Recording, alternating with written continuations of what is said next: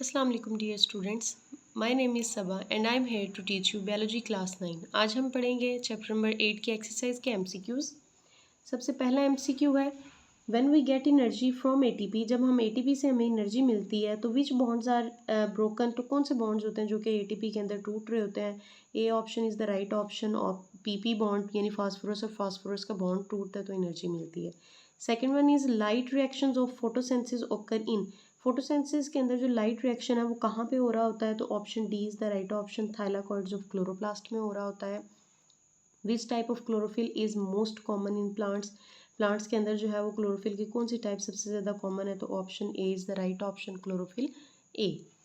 Which wavelengths of light are absorbed to maximum by chloroplast, chloroplast के अंदर कौन सी जो है वेवलेंथ्स ऑफ लाइट सबसे ज़्यादा एब्जॉर्ब होती हैं, option C is the right option, red and blue.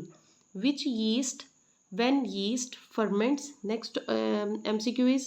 when yeast ferments glucose, जब yeast के ज़रिए ग्लूकोज की फर्मेंटेशन होती है तो कौन सी प्रोडक्ट्स जो हैं, the products are formed, products बनती हैं जी, option A is the right option, alcohol and carbon dioxide.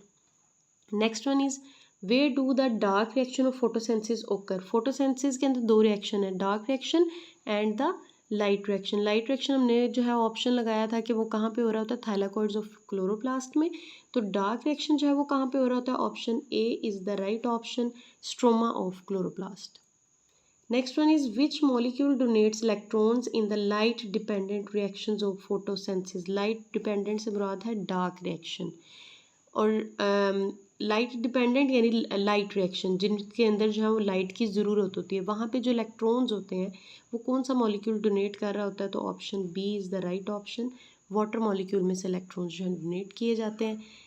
Which process in aerobic respiration produce the most ATP,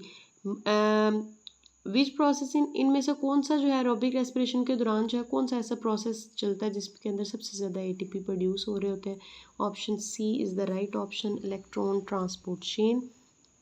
next MCQ is how many ATP molecules are the net profit from one glucose molecule during anaerobic respiration, anaerobic respiration में जब glucose molecule जो है वो टूट रहा होता है तो टूटने के बाद जो एटीपी के मॉलिक्यूल हमें मिलते हैं वो कितने मिलते हैं, तो वो हैं जी 2। अगर यहाँ पे सारी स्टेटमेंट यही भी होती है, एनरोबिक की बजाय एरोबिक रेस्पिरेशन लिखा होता तो फिर इनमें से कौन सा ऑप्शन ठीक होता। Next MCQ is